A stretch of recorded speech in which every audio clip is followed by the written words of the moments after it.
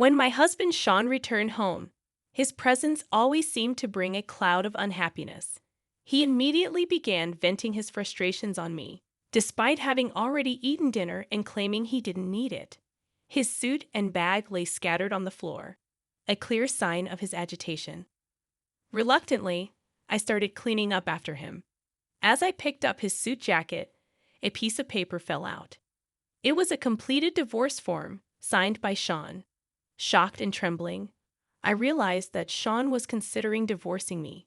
My name is Michelle, a 52-year-old housewife married to Shawn, who is 3 years older than me.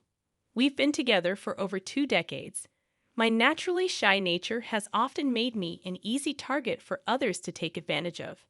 This tendency to avoid conflict and keep my opinions to myself stemmed from past experiences, like losing belongings without standing up for myself. However, things changed when I started working. The company culture emphasized teamwork and communication, which forced me to interact with my colleagues. Surprisingly, they were supportive, and I learned to express myself. Shawn, who was initially my supervisor and later became my husband, played a significant role in this transformation. He encouraged me to voice my opinions and supported my growth. Shawn was not only skilled at his job, but also had a pleasant personality that was admired by both clients and coworkers, making him popular among female employees. However, I only viewed him as my boss and never harbored any romantic feelings towards him, despite his popularity. Then, our relationship took an unexpected turn during the company's year-end party. I accidentally got drunk due to nerves, and while my colleagues were concerned, Shawn offered to take me home. I felt guilty for inconveniencing him, assuming he preferred to stay and socialize with the rest of the staff as the boss. But when I apologized, Shawn said something unexpected. He expressed that he didn't mind being inconvenienced by someone important to him, and he reassured me not to worry about it. I was taken aback by Shawn's words, and as I tried to process them, he suddenly confessed his romantic feelings for me, saying he liked me and wanted to date me. It was a shock, but I found myself feeling happy about his confession. I asked for some time to think it over, but gradually, I began to see Shawn in a different light. Our feelings for each other grew, and we started dating. 6 months into our relationship, Shawn proposed, and we got married. At the time, it was common for married female employees to resign, so I left my job to become a full-time housewife. After we married, we soon welcomed our daughter into the world, and I dedicated myself to managing household tasks and raising her while supporting my husband Shawn.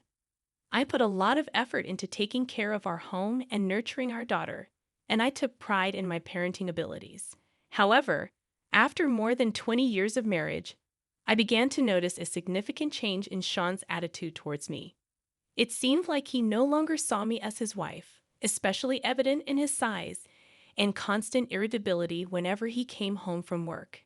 His gaze towards me became harsher, and his criticisms grew increasingly hurtful. He would often comment on my appearance, telling me to stop going without makeup and to dress better, even comparing me unfavorably to a maid. Despite trying to save money, as our daughter had recently moved out and found a job, Shawn reduced the amount of money he gave me for household expenses. Consequently, I couldn't even afford to visit a hairdresser and had to resort to cutting my own hair. The decrease in our living expenses was partly due to Shawn's increased business trips, which seemed to involve a lot of drinking and additional expenses. Despite my concerns about this sudden increase in trips, Shawn justified it by saying he was mentoring his subordinates and had a responsibility to accompany them. In the early days of our relationship, Shawn's business trips were rare and mostly for romantic getaways, with generous allowances provided by his company. However, now these trips occurred every 2 weeks, and the allowances were considerably less. When I questioned him about this change, Shawn explained that he was accompanying his subordinates on their trips as their mentor. At this point, Shawn had been promoted to sales director, so it seemed reasonable that he would be taking care of his subordinates. However, something he said while drunk one night stuck in my mind. He mentioned how the company had many young and attractive girls, unlike me, and that it was a real feast for the eyes. I felt mocked and degraded by his comparison, especially considering I was over 50 years old. It was unfair to compare me to the younger women at his workplace. I couldn't shake off the suspicion that Shawn's frequent business trips might involve accompanying young female employees. If that were the case, it would mean that my living expenses were being sacrificed for his escapades with these girls. I couldn't forgive such behavior, even if I wasn't sure if he was having an affair. It felt unjust to have endured so much only to be treated this way. Shawn's overnight business trips continued to increase, happening almost every week. All I could do was silently see him off, as he always claimed it was for work, leaving me no room to argue. When he returned, he often mentioned the same woman's name, comparing her beauty unfavorably to mine. He made hurtful remarks about my appearance, especially when he was drunk, showing his disdain for me. Despite Shawn's flaws, he seemed oblivious to them. He had gained weight over the years, and his personal hygiene had declined, especially in the summer when he sweated profusely. His hair had also started thinning, yet he had the audacity to criticize me while ignoring his own shortcomings. When I suggested increasing my living expenses so I could pay more attention to my appearance, Shawn dismissed it, saying it would be a waste of money. However, when he wasn't satisfied with the meals I prepared, he lashed out, blaming me for not being able to do even the simplest household chores properly. It felt like a double standard, and I couldn't help but feel frustrated and resentful. I was really upset after Shawn took control of my bank card. He claimed I was wasting the money I've earned, so he decided he would manage my salary. It left me speechless. Despite my attempts to reason with him, he wouldn't budge. Shawn's contribution to our household income was minimal, which is why I had started working part-time. Then, out of the blue, he announced he'd be going on a solo business trip for about 6 months. I thought, fine, at least he won't be at home. But then he dropped another bombshell. We needed to cut our living expenses even more while he was away. I couldn't believe it. We were already struggling to make ends meet. There was barely anything left over each month, and sometimes I had to dip into my savings. When I protested and asked for my bank card back, Shawn exploded into anger, calling me greedy and refusing to return it. I felt lost and powerless. A few days later, Shawn left for his assignment, and I reached my breaking point. I couldn't continue like this. So I sought advice from my workplace, and they suggested opening a new account and having my salary deposited there. With online banking, I could manage everything easily. I followed their advice immediately, and soon enough, my salary was being deposited into my new account. Thanks to this, I could finally take control of my finances and lead a proper life again. Life continued for about 2 or 3 months after I took control of my finances. Then, I received a call from Shawn, questioning why there hadn't been any salary deposited. Suspicious, I told him I had quit my part-time job and got fired. He responded with disdain and hung up. It felt like he was planning to use my salary without my permission, so I felt relieved that I had changed my account. Feeling uneasy about Shawn's actions, I decided to hire a detective agency to investigate. About a month later, they uncovered a shocking truth. With this revelation, I made up my mind to separate from Shawn and began preparing for a divorce. Time passed quickly, and the day Shawn was supposed to return from his assignment arrived. When he walked in the door that evening, he seemed unusually lively at first.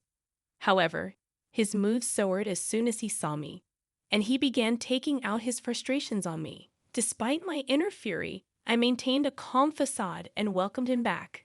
I knew it wasn't the right time for revenge yet. Shawn grumpily headed to the bath, leaving his belongings scattered on the floor. As I picked up after him, a piece of paper fell out of his suit jacket. A completed divorce form with Shawn's signature. My hands trembled as I realized he had been considering divorcing me. Overjoyed at the opportunity, I decided to submit the form right away. Shawn didn't notice as he returned to bed exhausted, snoring loudly. Meanwhile, I wasted no time. I packed my belongings and left the house immediately, canceling my cell phone plan and switching to a new one to avoid Shawn's attempts to contact me. I headed straight to a lawyer's office. Shawn bombarded me with emails, likely realizing I was missing, but I ignored them. I stayed in a hotel that night and visited a real estate agency the next day to find a new place to live. I had already chosen some promising apartments in advance, so I quickly settled on one and began making preparations. Later, I reached out to a colleague of Shawn's from his workplace, who had been there for over 20 years.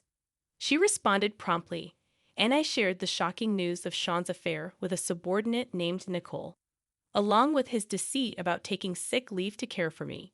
She reported it to the company, leading to a major investigation. As a result, Shawn and Nicole faced consequences for their actions, and Shawn was ultimately fired. Despite Shawn's attempts to contact me, including blaming me for his troubles and begging for a chance to talk, I ignored them all. Through a lawyer, I claimed compensation and got back my bank card, which he had used without permission.